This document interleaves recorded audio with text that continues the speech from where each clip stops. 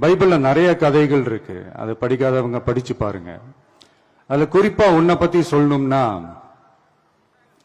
ஒரு இளைஞனுக்கு எதிரா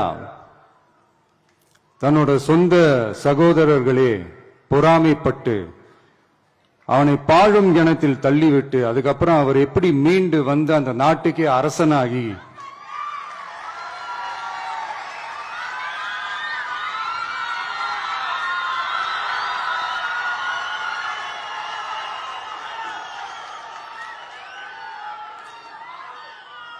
அந்த நாட்டுக்கே அரசனாகி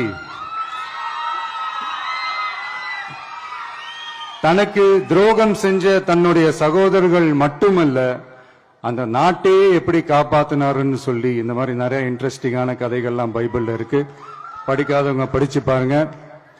அந்த குறிப்பிட்ட கதை யாரை பத்தின கதைன்னு நான் சொல்லி தெரிய வேண்டிய அவசியம் இல்லைன்னு நினைக்கிறேன். அது உங்க எல்லாருக்குமே நல்லா தெரியும்.